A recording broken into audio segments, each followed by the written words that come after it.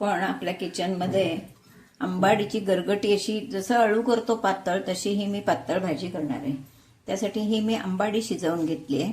आंबाडीचा पाला तुम्हाला साफ करताना दाखवला तशी चिरून घेतली आणि त्यातला हा थोडा पाला घेऊन मी तो चांगला शिजवून घेतलाय. त्यामध्ये आपण जसं हळवाट डाळ दाणे घालतो तसे डाळ दाणे सुद्धा भिजवून शिजवून घेतलेत. आणि आता ह्या लसणी मी ठेचून घेते. या भाजीला लसणीची फोडणी, लसूण आणि सुकी मिरची अशी याला फोडणी घालायची असते. त्याच्यासाठी मी लसूण ठेचून घेते चांगला. ठेचून घेतला की वासही चांगला लागतो. पातेली तापत ठेवली आहे. तेल घालणार आहे.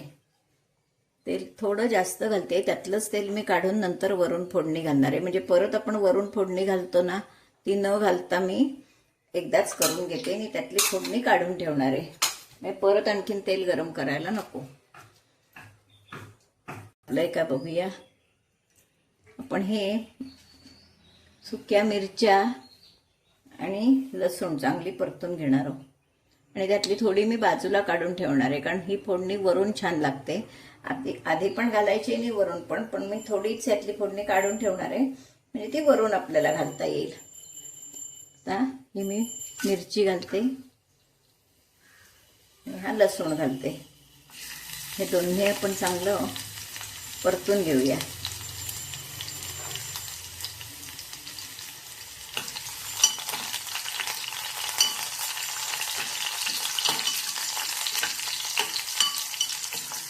वास सुटलाय. लसूण आणि सुकी मिरची एकदम मस्त. थोडं जिरं मोहरी पण घालून टाकते फोडणी.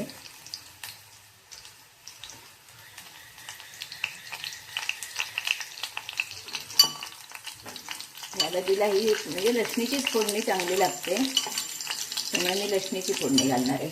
मी एका वाटीच्यातली फोडणी काढून ठेवणार आहे थोडी वरून घालायला. परत तेवढ्यासाठी आपल्याला तेल तापवायला नको. अशी खमंग लसूण आपला काढून ठेवायचा यातला थोडा.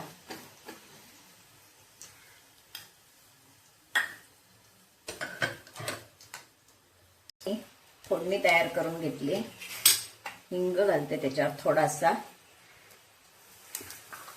तर पहिल्यांदा आपण ही शिजवून घेतलेली भाजी आहे ही घालणार आहोत फोडणीला.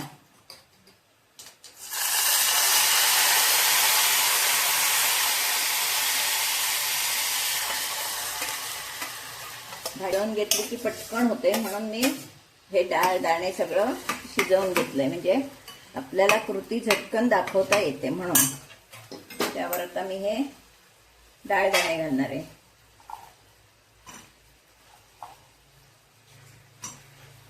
खूप सुंदर भाजी लागते ही, म्हणजे आपण जसं अळू करतो तशीच ही भाजी होते, अशी ही भाजी आहे.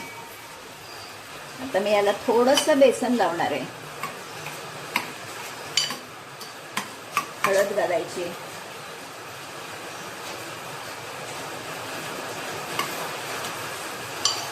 थोडंसं बेसन लावणार आहोत. एक चमचाभर बेसन मी कालवून लावणार आहे. आता हे मी चमचाभर बेसन घेतलंय.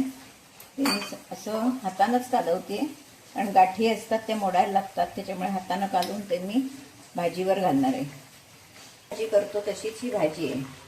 खूप सुंदर लागते. भाकरी बरोबर, पोळी बरोबर, कशा भाताबरोबर सुद्धा अशी ही छान भाजी. अळू आपण नेहमी करतोच.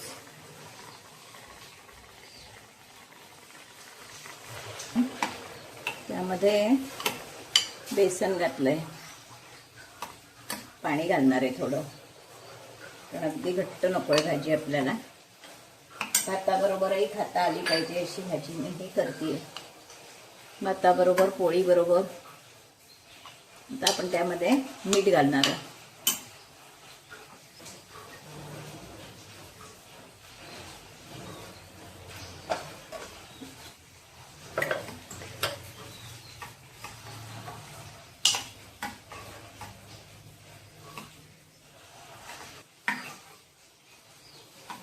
आपण याच्यात साखर घालणार आहोत चवीप्रमाणे, कारण आंबट गोड चवीची अशी ती भाजी होते.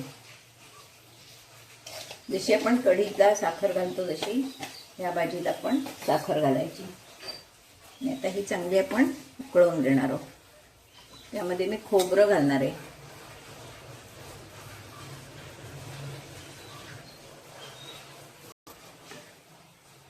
आता ही उकळली की आपली भाजी तयार होईल. वेगळ्या चवीची अशी भाजी किती छान दिसते बघा.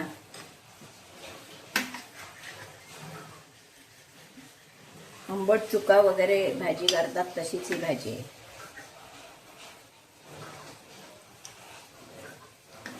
थोडं याच्यात चवीला तिखट घालते. ओली मिरची घालायची राहिली आहे म्हणून चवीला थोडं लाल तिखट घातलंय. सुकी मिरची चुरडून लावली तरीही चांगली लागते. उकळली भाजी तयार.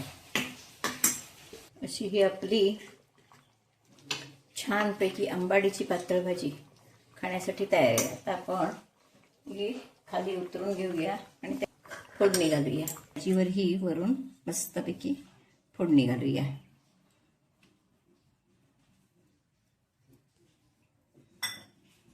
अशी छानपैकी आपली आंबाडीची पातळ भाजी खाण्यासाठी तयार आहे. तर ही मी कशी केली, पाला शिजवून घेतला होता.